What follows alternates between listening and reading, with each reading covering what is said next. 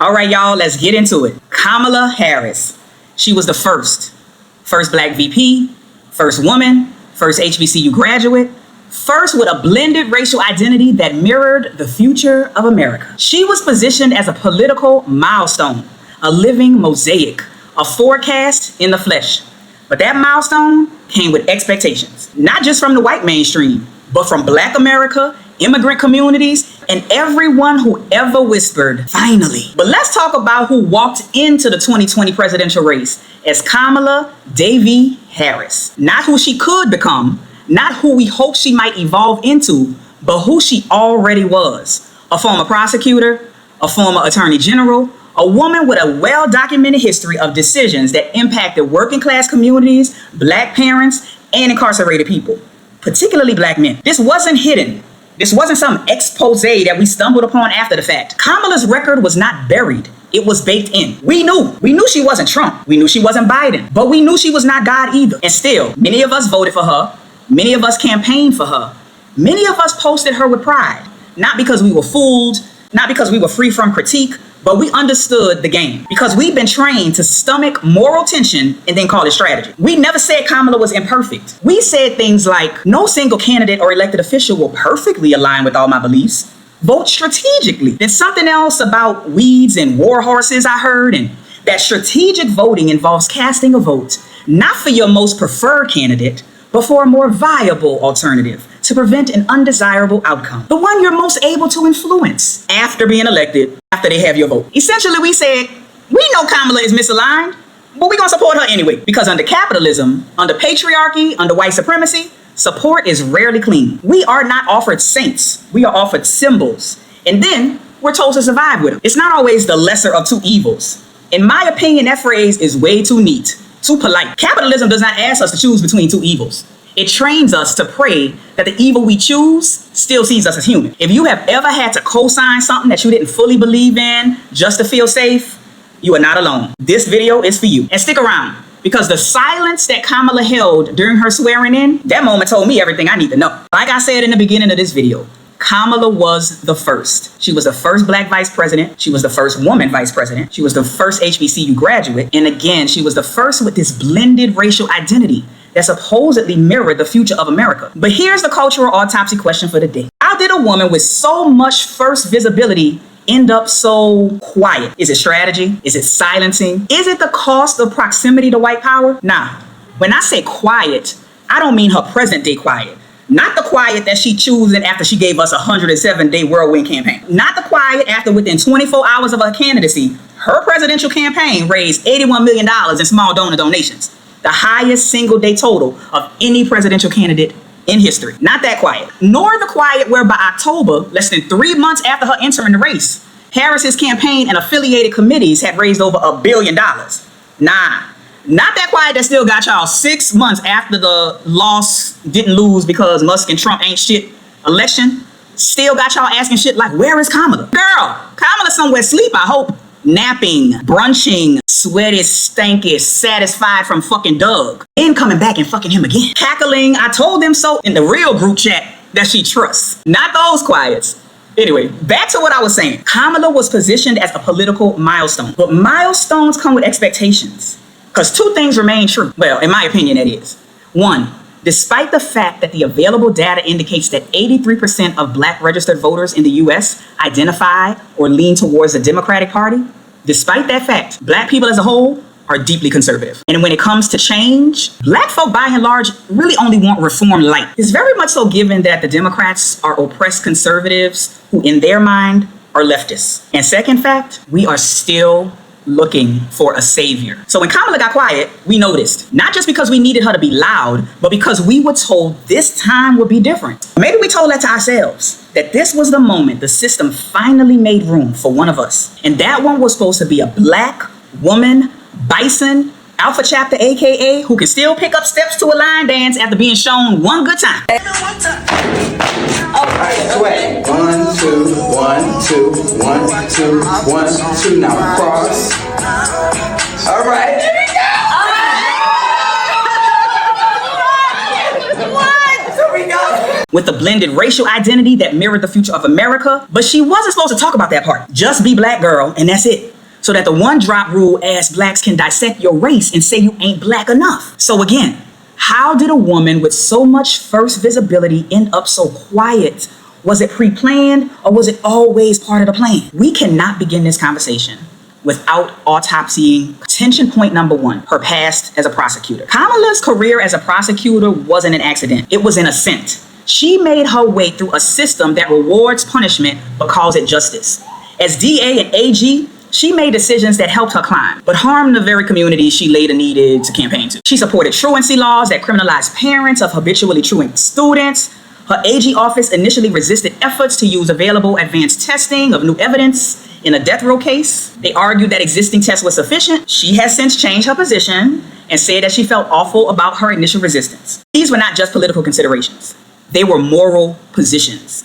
So when we say she was the system, that's not a metaphor. That's a resume entry. And then we got tension point number two, Kamala's carefully managed identity. Kamala's identity is layered and interwoven. She is South Asian and black, immigrant rooted, HBCU educated. But in public life, it often felt segmented. Like she leaned into whichever piece was safest for the crowd in front of her. Black when the base needed her, Indian when cultural visibility could be softened. It is about tradition, it is about culture, it is about an age-old concept that transcends cultures and communities. To consider the duality of life, the balance between darkness and light. Both when convenient, but neither when dangerous. This is not just identity politics. This is identity as performance, for protection, for power, for palatability. Then we got tension point number three, symbol versus substance. And by that I mean, Kamala became the face of hope before she ever had a microphone. Because black folk need a savior.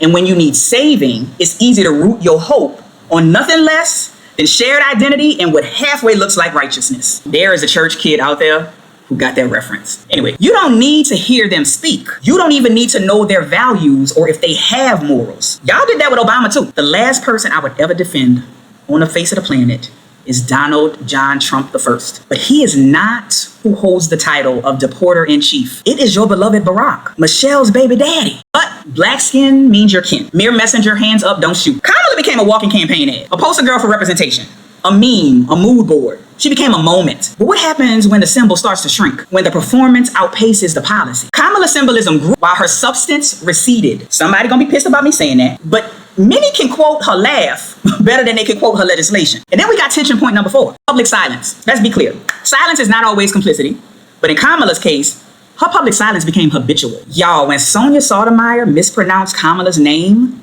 during her swearing in, Kamala smiled. Not happy smile, but that well-learned, awkward, I'm uncomfortable and pissed at the same time smile. Please raise your right hand and repeat after me. I, Kamala Davy Harris, do solemnly swear.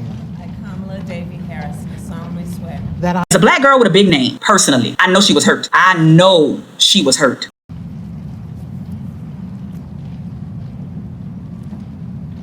Please raise your right hand and repeat after me. I, Kamala Davy Harris, do solemnly swear. I, Kamala Davy Harris, do solemnly swear. That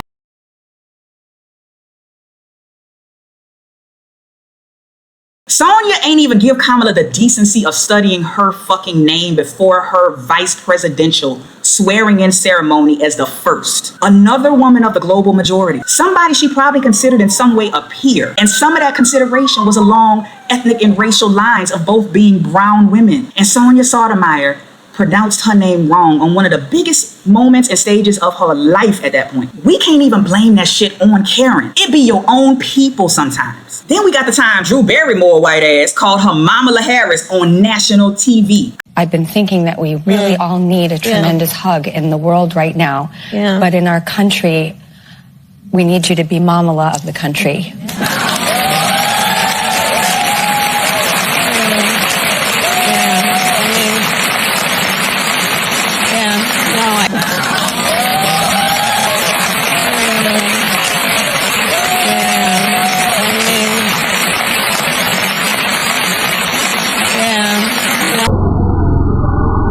Kamala chuckled. Again, Not a happy chuckle, but one of those learned, I'm uncomfortable and pissed at the same time chuckles.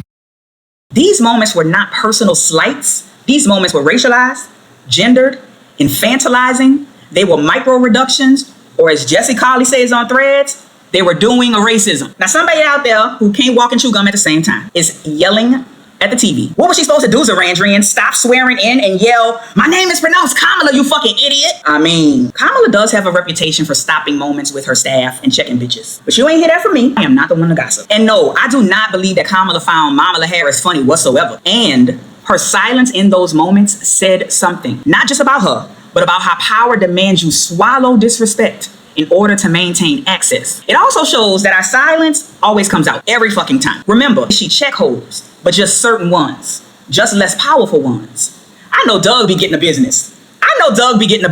Every now and then, that man probably catching strays left and right. You know, because sometimes the people we love the most be the ones that we treat the worst. Sometimes. I don't know that for sure. But what I do know for sure is human psychology and physics and energy. And that energy can neither be created nor destroyed. It can only be transformed or transferred from one thing to another. And that silence, it comes out, often in the form of low-hanging fruit. One of my favorite humans, Mateo Bellin, has a saying. Sometimes people are mad at you because you are low-hanging fruit. And they tired of being mad at the people they mad at already. Higher-hanging fruit. People with more power. People who make them feel more fearful. People who pose more risk. So they shift their anger to you. Somebody they can actually set a boundary with. Kamala didn't just decline to speak. She made silence look like decorum. And we all were supposed to call it grace. There are costs to being the first. One cost is exhibition. You become a symbol, not a strategist. People don't follow your leadership, they display your image. You're photographed, but you're not heard. You celebrated, but you're not trusted with transformation. Essentially, you become a trophy for progress that hasn't even arrived. And then there's extraction. Like, your story is used to signal progress. Your identity is mined for proof that the system works. Look at her. See? We not racist. America is evolving. Meanwhile, the system itself remains untouched. You are the shield of its inertia. And another cost is, once the photo op fades, so does your platform. After the inauguration, after the firsts are checked off, the attention disappears. The microphone is pulled back. You were the headline. Now you're the footnote. First to arrive, last to be heard. What if Harris's campaign or her vice presidency had been crafted as a moment of transformation instead of reformation at the least, and representation at the best? See, representation says, we finally have someone who looks like us in the room, y'all. It creates presence. But transformation says, we finally have somebody who will move differently in the room. It centers disruption. If Kamala's campaign had been transformational, we would have seen things like a radical reframing of the prosecutor identity itself. She could have led with her past, not defended or dismissed it. Yes, I was a prosecutor. Yes, I made decisions that aligned with the system. But here's what I know now. Or a national reckoning tour, where she's literally on tour, a platform on abolition adjacent reform, a re-education of the public about the myths of safety. Transformative leadership owns its complicity and its evolution. Or it could have been something like public disruption of power norms. Instead of these neutral ass speeches we got from Kamala, she might have used her platform to name what cannot be named in the West Wing. How proximity to whiteness and patriarchy silences, how representation is often a weapon to sedate real progress, or how the system lets you in but not fully alive.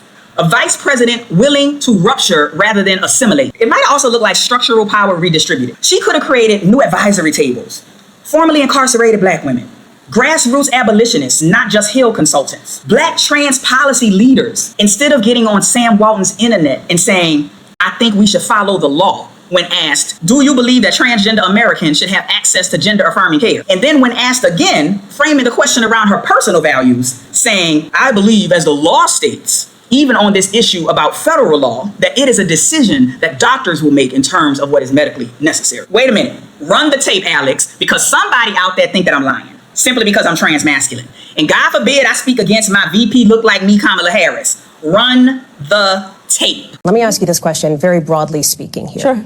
Do you believe that transgender Americans should have access to gender affirming care in this country? I believe we should follow the law.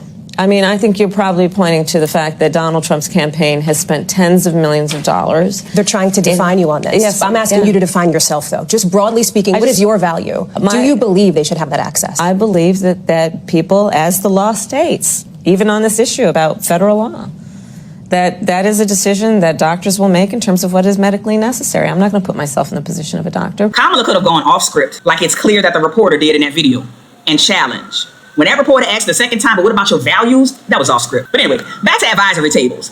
Including oppressive systems, Kamala could have included the people most burdened by the oppressive systems, and not just inclusive optics. Structural redistribution of influence.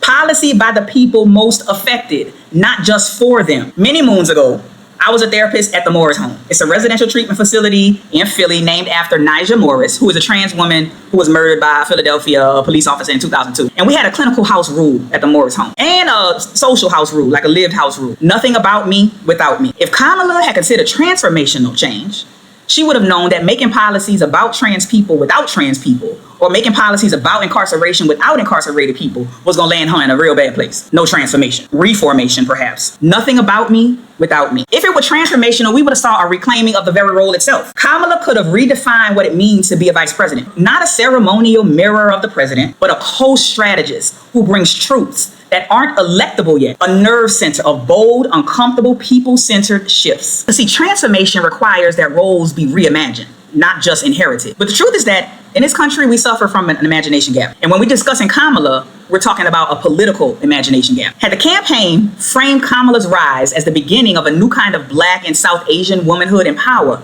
we might have seen stuff like, for starters, we would have seen less focus on pearls and chucks, and more conversation about what Black and brown safety looks like beyond carceral logic. Fewer memes, more movement. I feel like this video is gonna be long enough, so I can't take a deep dive into him.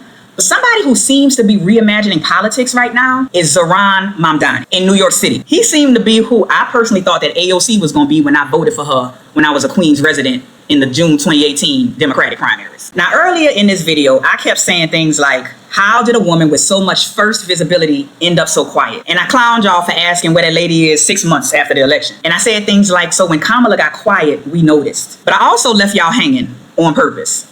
Nah, let's talk about quiet Kamala, because Kamala is very quiet. One way that Kamala is quiet as strategic containment. In my most recent video, Chris Brown video, we discussed systems in depth. I started with the digestive system. I talked about cars as a system. We talked about, within the context of the Chris Brown conversation, family as a system, and how for raped boys, that typically the system where it all begins is family. But one big thing I told y'all in that last video was that systems only stop functioning when an element is removed or changed significantly, because systems are designed to withstand change. If you remember, I said systems are systems because we cannot completely dismantle them by only removing one component, unless that component is a significant part of the system. Cars can work without air conditioning, but if we remove the transmission, the engine, then the system collapses. Because when we're talking about social systems, we're not just talking about one person. We're not just talking about people. We're talking about the infrastructure, the patterns, the reinforcements, the machinery, the thing that keeps running even when a single part is removed. That is what makes a system dangerous. Systems are resilient and harder to dismantle than. The truth of the matter is that Kamala was assigned politically impossible tasks with no pathway to success. Immigration, abortion, gun reform, each one of those was a grenade. Kamala's job was never to solve them. Her job was to absorb their fallout. And what happens when a human is positioned to absorb the fallout of a grenade? For starters, grenades are weapons intended for use against enemy troops. They're designed to be thrown or launched and detonate to scatter shrapnel. So what I'm gathering from my own personally manufactured analogy meets analysis here is that a Black woman was used by the system to absorb fallout of bombs intended to be used for enemy troops. And y'all be out there telling little kids that they could be whatever they want to be. And y'all be showing them Kamala's face because representation. And y'all be sending them to school dressed as Kamala for Celebrity Day. So as y'all putting on their little strings of pearls and their little kid shucks, do y'all also tell them that Kamala is used to catch human bombs, and that Kamala be absorbing detonated political agendas as scattered shrapnel? Do you? Serious question. Now, Kamala didn't fumble, but she didn't fly either. But could you have handed politically impossible tasks with no pathway to success. And when you don't set somebody up for success, you set them up for failure. And while it may have been touted that she was there to dismantle inequities inside of the criminal justice system, or as the first VP to dismantle inequities inside of the spaces in which the White House impacts government, that might be how it was touted. But her job was not to solve inequities, because the system was never designed for her to fly. Because systems are designed to withstand change. Again, a car is a system. You could drive a car without air conditioning. That is not a significant feature to the car. It's a comfort feature. Kamala was not an engine or a transmission. At best, Kamala was containment, quiet containment, designed to hold tension, not resolve it strategically. She was never meant to. Nobody is meant to. Let me say this to those of you who may be considering embarking on a career path or a life journey. The system will change you before you change it. There have been 11 people before you who said, I can change policies and structures, and I can create an internal coalition of change agents, and we will dismantle the inequities. 11 people before you. And this is what they look like in 5 years. At DOH, my last official government job was as the lead trainer of the New York City Department of Health and Mental Hygiene, country's largest public health department, servicing millions of New Yorkers. The motto of the agency was to protect and promote the health of all New Yorkers. 7,000 agency staff, and this one little black non-binary underpaid person was assigned the task of training 7,000 individuals workshop by workshop by workshop on racial equity. The thing we would say all the time is we need to have, if you ask all 7,000 agency staff to define racism, we need to have one definition of racism. And Zarandrian's role was on the normalizing wing of this framework, was to make sure that 7,000 people all had one definition of racism. And at DOH, we assessed agency staff around investment and desire for equitable organizational change, and it was telling, the information. We found that over 70% of agency staff who completed the survey, who had also been at the agency 10 years or more, we found that they entered the agency with a desire to help bring about equitable change to agency staff experiences. And another question was that they also entered with the desire to help bring about equitable change to the lives of New Yorkers. Keeping in mind, agency staff are also New Yorkers. And of that 70% that completed that survey and answered those two questions, amongst other questions, 80% of the 70% rated their current belief in equitable change on an average of 2 to 3 on a scale of 1 to 10, with 1 being little belief and 10 being high belief. But those who had been at the agency 10 years or more are reflective of 70% of people who said that they entered the agency 10 years or more prior with the desire to help bring about equitable change. But when we analyzed them and assessed them in the survey, their ranking was 2 to 3 on a scale of 1 to 10 of their current belief in equitable change. So what does that tell you? Again, the system will change you before you change it. They walked in the agency 10 years or more wide-eyed and bushy-tailed. The system will contain you before you contain it. Every time, every day ending in a Y. The system will quiet you before you quiet it. So when we talk about Kamala, in this frame, we're talking about Kamala is quiet as strategic containment. Her quiet is systematically strategized and designed. Then we got what I call quiet as spectacle management. She showed up, she smiled, and she also spoke in generalities. In many ways, her outfits were praised more than her policies. I didn't say her policies or her outfits were bad or good. I said praised, meaning valued by the empire's gatekeepers, valued by the establishment. Every time Kamala got close to impact, the conversation shifted to aesthetics. When she had the chance to push policy, media, public discourse, it was often redirected and given attention to her laugh. Poor hubby. Poor hubby.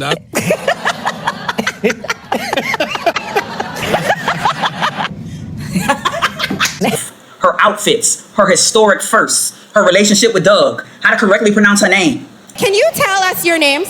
Hello, everybody. My name's Amara. And my name is Alila, her little sister. And what are you here to do? To teach you how to say your auntie's name. Okay, so how do you pronounce it? First you say comma like a comma in a sentence. Then you say la like la la la la la. Put it together and it's 1, 2, 3, Kamala. Instead of grappling with her policy contradictions, for example, her tough on crime history and her progressive posturing, we got conversations about her Converse sneakers, white women wearing pearls and whether white women should wear pearls, and about her Vogue cover. This is not accidental. It is a form of political and cultural deflection It converts real tension into palatable surface chatter. The system will change you before you change it. In many moments, Kamala was a heartbeat away from power, but the conversation rarely stayed on what that meant structurally or systematically. It was like branding over boldness, safety over specificity. And she didn't just get branded by other people. Kamala leaned into that shit herself. Her public image was meticulously curated, from Mama Love, which I don't think she enjoyed, to being the cool, relatable auntie, showing her great nieces all the time. There was a clip with the great nieces and Kerry Washington training the country on how to say Kamala's name. And Kamala on one of the clips is in the background watching the clip with a poster board. Kamala played into and leaned into that shit herself. Kamala rarely took clear, unpopular, or uncompromising positions. Pre or post swearing in, pre or post election.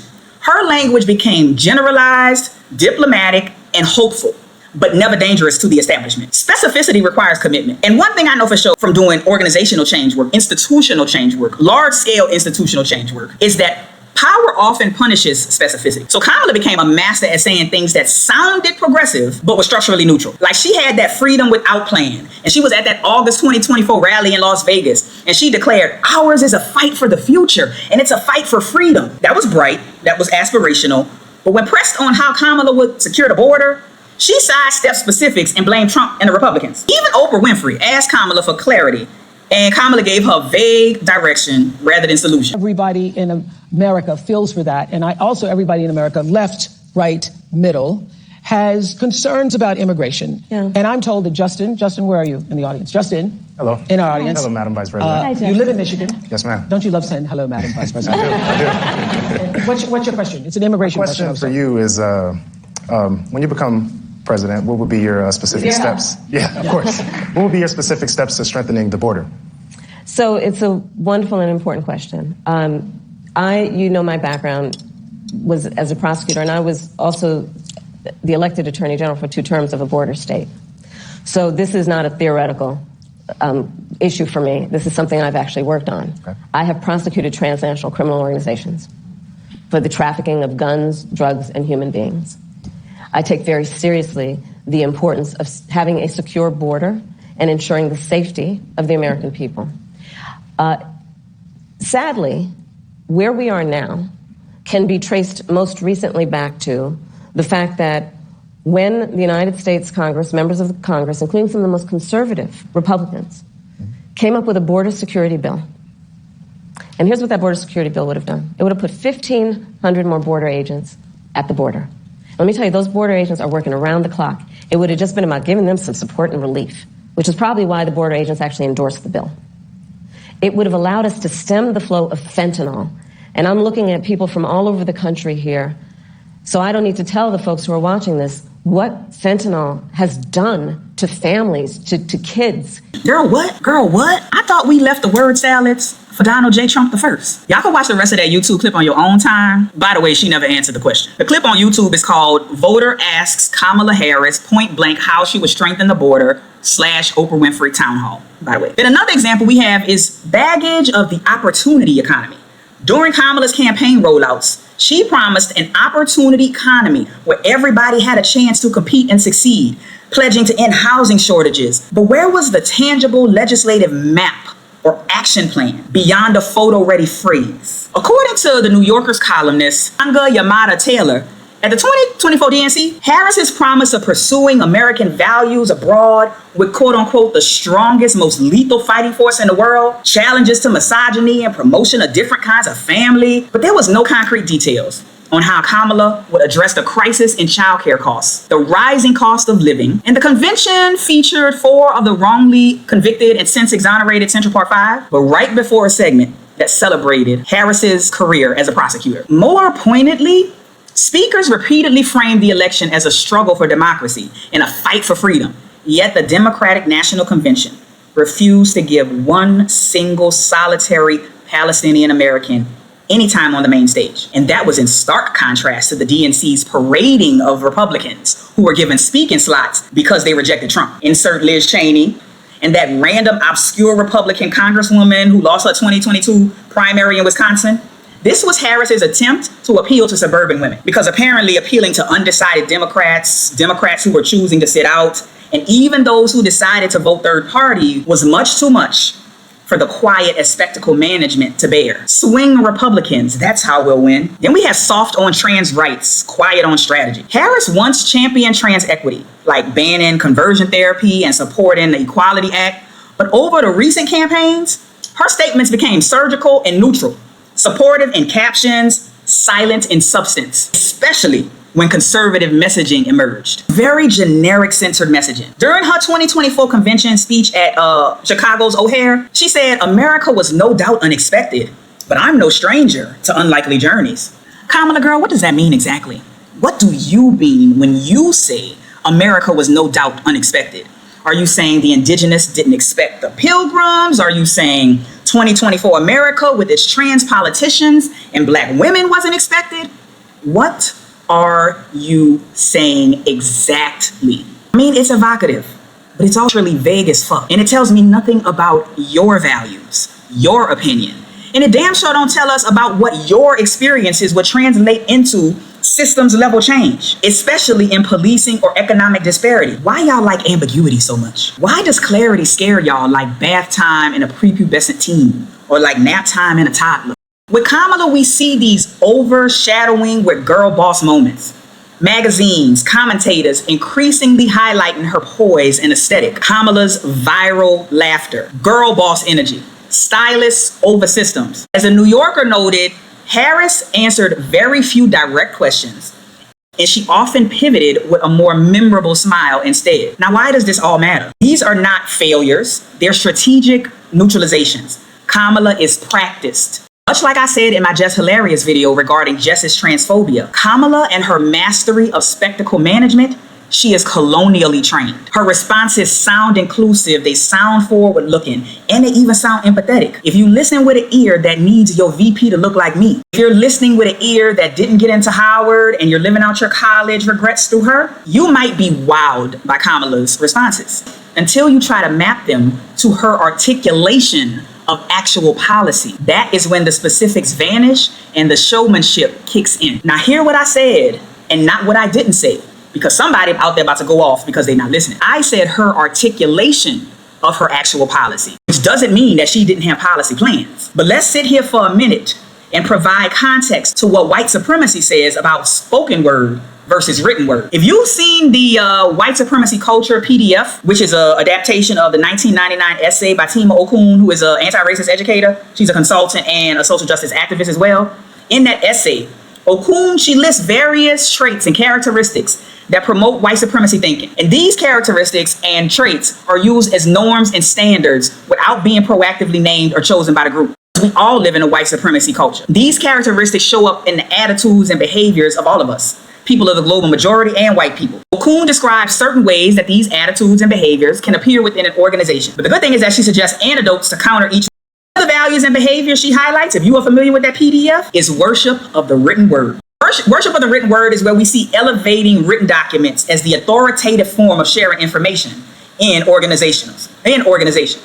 If it's not an email or a memo, it don't even exist. If it's not grammatically correct, or if it has no value, if it's not properly cited according to academic rules that many people don't know or have access to, it's not legitimate. Inability or refusal to acknowledge information that is shared through stories, embodied knowing, intuition, and the wide range of ways that we individually and collectively learn and know. It's when people who have the unearned structural advantage of being tied to their desk or their laptop or their device with internet access, expressing continued frustration at people and communities who don't respond to written communication or who might pick up the phone and call you.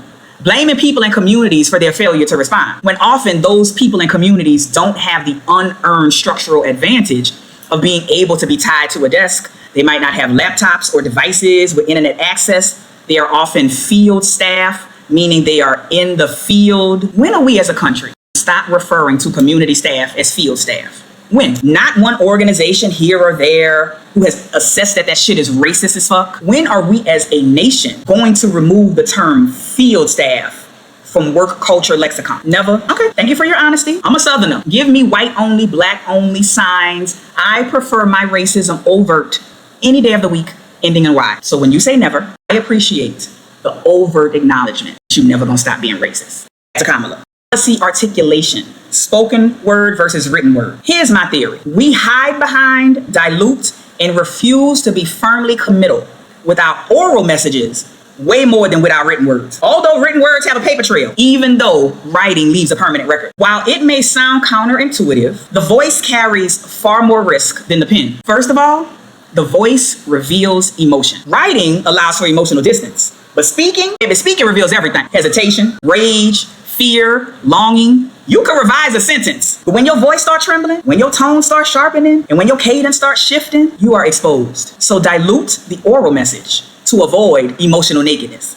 And then the fact of the matter is that speech feels far more immediate and uneditable than writing ever will. As a writer, me getting on this camera and speaking to y'all feels far more vulnerable than me writing for big outlets. Might be why I'm avoiding doing these videos as YouTube lives, although it would save me a shit ton of time on the editing end. Because once something leaves your mouth, you cannot backspace. There are no verbal parentheses to soften nothing. You cannot cushion that with nuance after you think about what you said, you should have said an hour later. So you hedge, you stall, you generalize. You avoid the irreversibility of being too clear. When you speak, your body is a witness. When you speak out loud, your entire body participates. Shortened breath is a fucking snitch ass hoe. Trembling hands or a loose-lipped bitch. Unconscious posture tightening, which Kamala has when she does that thing, it tells on you every fucking time. When you speak, your body is a witness. That shit makes you a target, a transmitter. And when you've been primed and colonially trained like Kamala Harris, you are afraid of what your body might betray, articulating planned policy. I'm not saying Kamala is a liar. I'm just saying she's a career prosecutor turned politician. What would her body do if she finally said the thing, is all I'm saying. And also regarding spoken word over written word, you know you can't take it back once it's out of your mouth. There is a reason people say, I didn't mean to say that out loud, except you did. But speaking it out loud made it real. It summoned a level of accountability that didn't exist just 2 seconds prior. And we don't like accountability very much.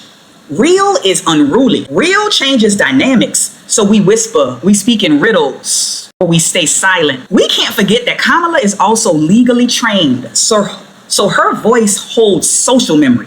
Structurally mischaracterized people in power, especially black women and systematized speakers, there is a long, deep, and rich history of being misquoted, laughed at, punished. So despite how much education they may have, the voice is associated with disruption. The voice gets you called shit like sassy, gal, smart alecky, or the original Hawk Tuah girl, which is what conservative author Alec Laced called Kamala when he was a guest on Fox Business, insinuating that she used sex to catapult her political career. Democrats here, but this is no shocker either. Kamala Harris, she's the original Hawk Tuah girl. That's the way she got where she is, and the party's going downhill if it's in her hands. That was tough. That was harsh. Now that last one with Alec and the Hawk Tuah girl may not seem immediately about voice, but it is about mouth. And it's likely that Alec Lace is also of the mindset that Kamala is a smart alecky gal who needs to say less or shut up altogether. After all, this man dug his toes in deep and tweeted later after his statement, since this video has gone viral, let me clarify 2 things. 1, this originally aired on July 5th, prior to Joe Biden stepping aside. And 2, comparing Donald Trump to Hitler is far more dangerous and 100 times worse than comparing Kamala to the Hawk Tuah girl. So save me your fake outrage, is what Alex said after he called Kamala the Hawk Tuah girl. And also, writing seems way more scholarly or contained. And we talked about Kamala and quiet strategic containment already. But speaking, on the other hand, is visceral. It is social. It's even spiritual.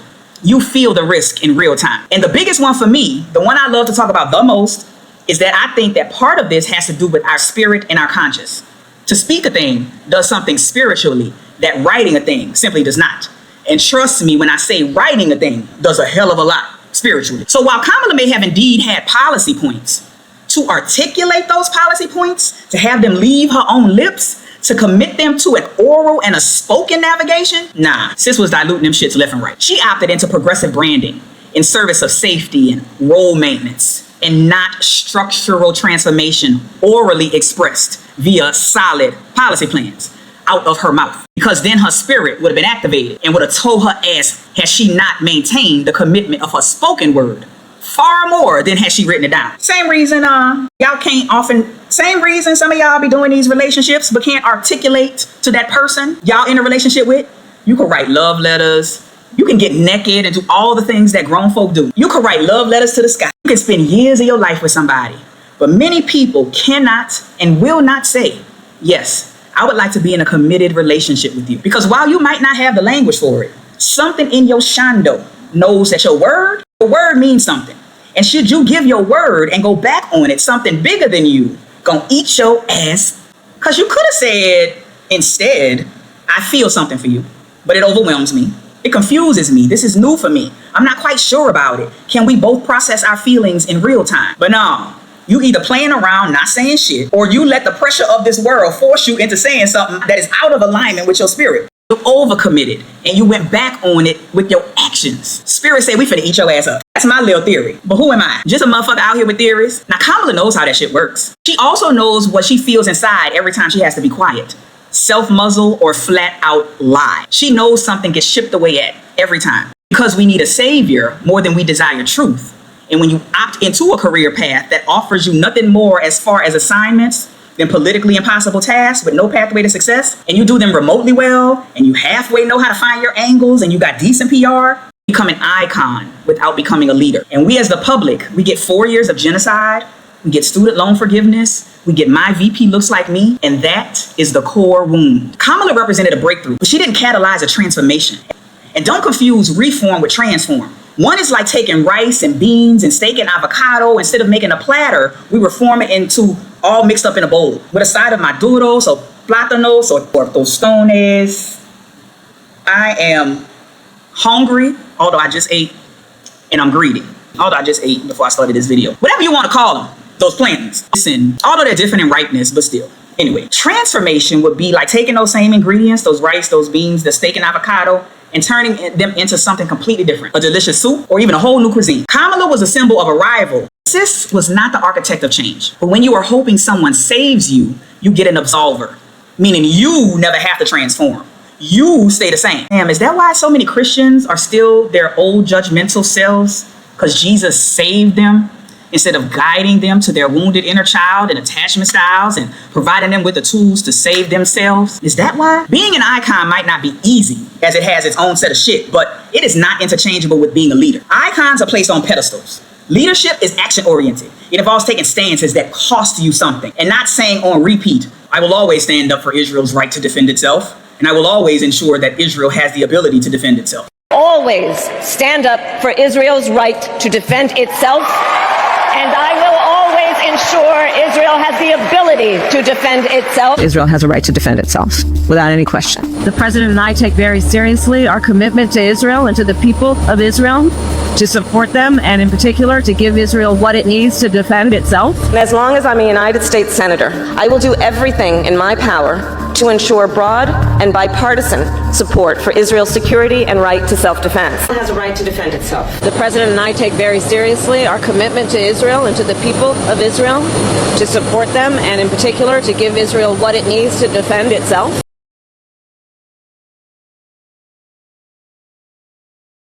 Iconography is image-oriented. It invites admiration, but it resists interrogation. Kamala's ascent gave us something to celebrate, but very little to follow. What specifically is the average person who voted for Kamala doing that shows that they're following her leadership? Quiet as spectacle, and Kamala managed it masterfully. This is not a critique of her intelligence or her savvy. Quite the opposite. Kamala is brilliant at managing perception and knowing when to speak and when not to, at embodying proximity to power without threatening its core. The spectacle is not accidental. It's a system that rewards visible progress over structural disruption. Systems are designed to push out protesters and dissenters by design. Kamala plays the game better than most, and in doing so, she became a perfect case study for how power grooms icons, but rarely supports leadership, especially from Black women, because leadership tends to create protesters and dissenters. Anytime I meet a young person who desires to be an icon, I find time to clear my calendar immediately. Let's talk. While it's not 100% overlap, today's version of the icon is the influencer. Child, who are you gonna influence and how? I'm always down for a non-traditional life path. Have you thought this thing through? Because you can't live with me. Here's the thing. Nobody wins in these oppression Olympic games because you shouldn't be forced to play games with your life. Then we got quiet as survival strategy. Kamala knows full well the cost of volume. She knows how Black women's rage is weaponized, how their tone is policed. She chose discretion, the polished chuckle, the paused breath, the non-answer, not because she lacked opinion, but because she knew what opinion costs when it comes from a Black woman's voice. She knew during this moment what certain responses would cost her. Then we got quiet as disappearance, post-symbolism. So after the Chucks and Pearls moment passed, after the Howard shout-outs cooled down, so did a good grip of visibility. She's not invisible. We see Kamala still. She didn't full out retreat, but she was shelved. Not because of scandal, but because the system had no further use for her visibility. She became a placeholder for progress. And placeholders don't speak, they sit. And we see this across damn near every system in Systemsville. Even during the Jess Hilarious video, I spoke about how part of Jess's mess is that she fears becoming erased, illegible. In Jess's case, it's due to age. And in her industry, after a certain age, the system has no further use for your visibility. And Jess knows that. In Kamala's case, age might work in her favor as Joe Biden is literally 82 years old. No one may ask. Now, we could ask, how does the intersection of Kamala being a woman impact that? She's not the president, so I guess we'll never know. Or maybe we do know because we just spoke about her being shelved. We also have to honor silence as ancestral code. Kamala is both Jamaican and Indian. And Jamaican and Indian cultures carry deep colonial scars. Generations were taught that survival meant silence, subservience, and a very smart navigation of white rule. Kamala's silence might not be all cowardice. It may be inheritance, a learned instinct passed down from lineages who knew that safety often meant living inside of ambiguity. Sometimes we are not moving based solely on conscious awareness. Sometimes our actions are, yes, subconscious and unconscious, but a better framing sometimes is that they're ancestral, not to be confused with mindless, more like soulful or spiritful. Then we got silence as the price of proximity. So to sit this close to American power is to shrink politically. She can't make sudden moves. She can't speak from the margins. She is inside now. Pause. How are y'all folk out there that I can make change from the inside people? How y'all doing right now? Because y'all run far and wide.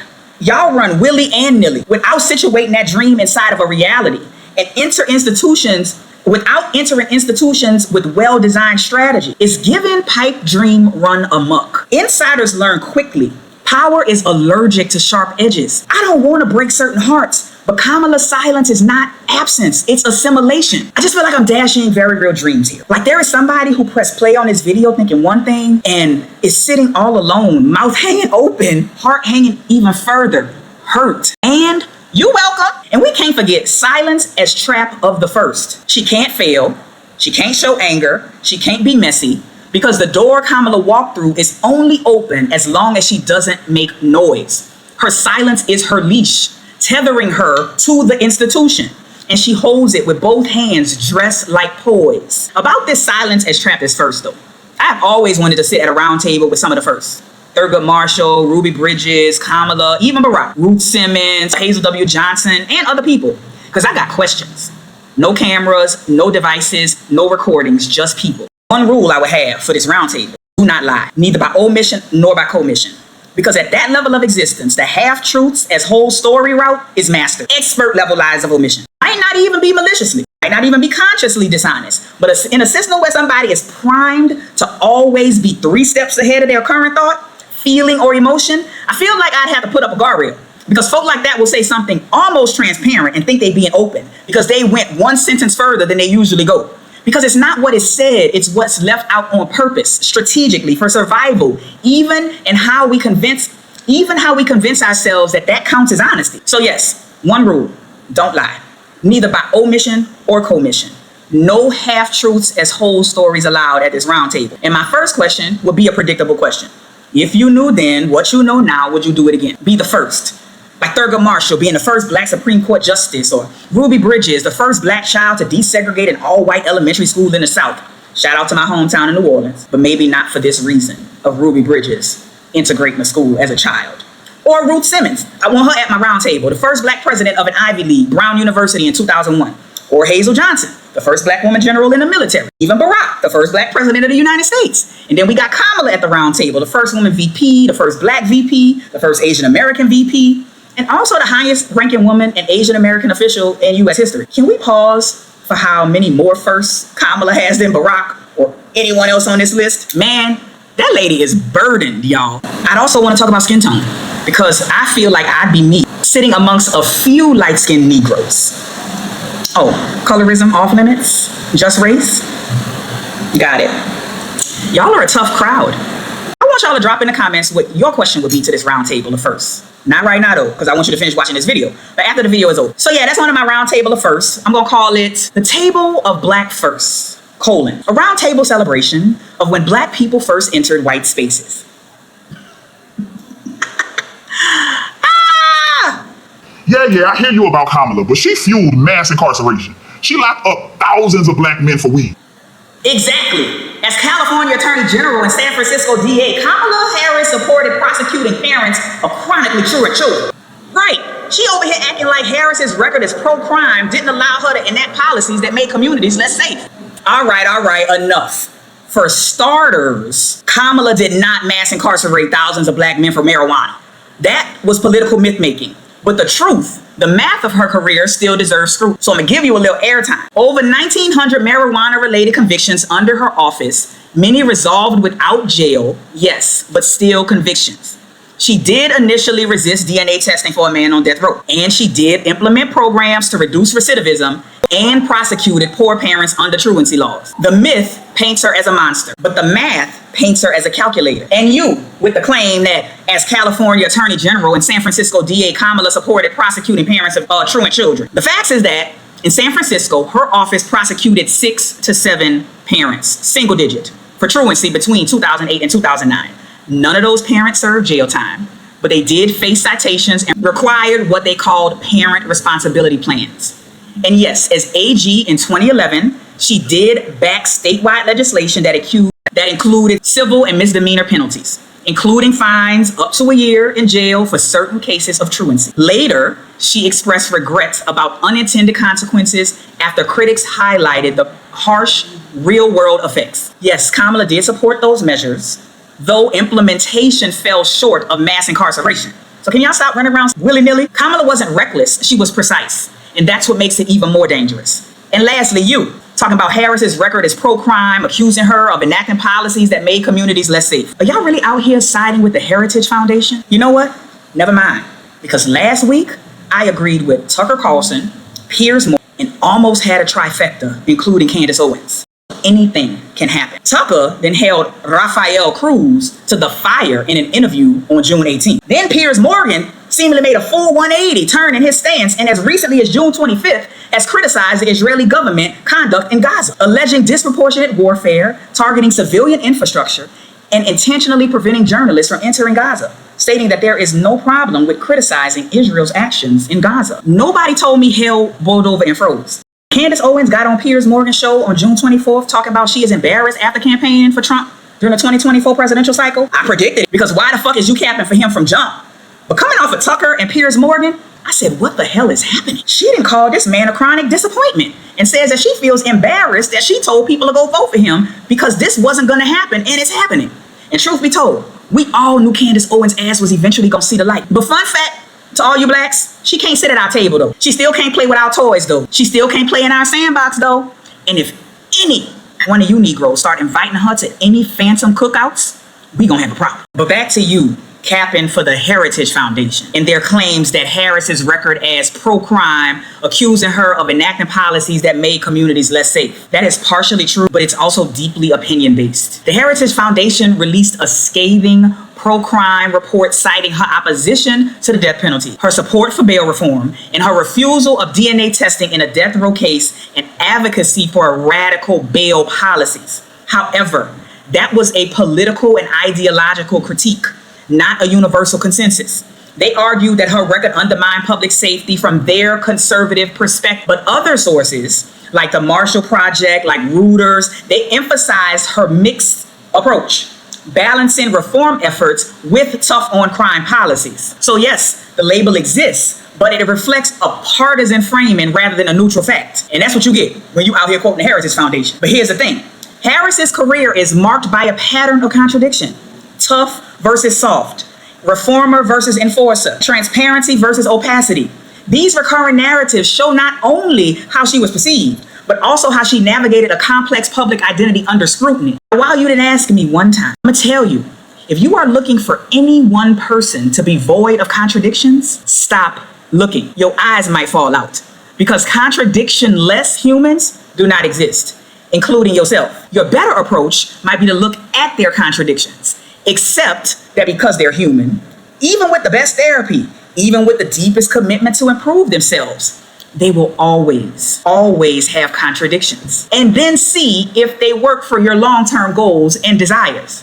Whether we talk about lovers, jobs, friends, or politicians, whatever and whomever, you ain't never gonna like every single solitary thing about your job, about your mama, about your boo, or about your elected official. So instead of embarking on the futile journey of trying to find bosses, lovers, or elected who are without contradiction, or worse, the futile journey that I embarked on for damn near all of my 30s, trying to force people to be who I needed them to be, mama, lovers, supervisors. Instead of that futile journey, when it comes to Kamala, a better approach is leading with inquiry and shifting the question from why didn't she just make the decision that best served me to a far wiser question. What happens when a brilliant Black woman tries to play chess inside of a rigged game and still hopes to win without breaking the board? Because no one wins in these oppression Olympic games. This isn't just a question about Kamala. It's a question about all of us who have ever tried to beat empire with diplomacy. About those of us who believed that reform was enough. About those of us who entered institutions wide-eyed and bushy-tailed, thinking we will save it, that we will save our communities from the inside. Kamala Harris is neither villain nor hero. She's a mirror. She's what happens when a system offers you a seat, but shackles you to it. She's what happens when we crown the first, but muzzle them at the same time. Kamala is not an indictment of herself, necessarily. She's an indictment of the conditions that told her that silence was strategy. And we are all living the consequences of the idea that silence is strategy. If you are still watching this video, you are probably somebody who feels that same tension. Holding clarity, but surrounded by distortion. Wanting to name the truth, but unsure that the room is ready for it. That's the kind of sacred and strategic work we do inside of the Voice Vault. I work with leaders, creators, and thinkers who are navigating that quiet war between authenticity and survival. Not every message belongs on the microphone, but every truth deserves to be protected. If this breakdown stirred something in you and you are carrying something of your own, this is the kind of clarity we build inside of the Voice Vault. Not a pitch, not a mirrored invitation. Because if you watched me dissect Kamala like this, dissect Just Hilarious like I did, and most recently dissect Chris Brown in A Nation of Raped Boys like I did, just imagine what we can do with your story. Your voice doesn't need to be everywhere. It probably shouldn't be everywhere. It just needs to be anchored. And I built a place just for that. And if you are interested in that place, the vault is open. Check the description. There is a link to the Voice Vault alignment form. Complete that form and you will hear from me personally within 72 hours, 72 business hours. Now, I'd love to hear your thoughts on all of this. Systems, silence, strategy, Kamala. So drop your opinions, thoughts, concerns, agreements, disagreements. Drop them into the comments. I'm the Ignant Intellectual, the bridge between the hood and the ivory tower. Black brilliance, formal education, not required. You ain't gotta agree with me, but at least know why you think what you think. Peace.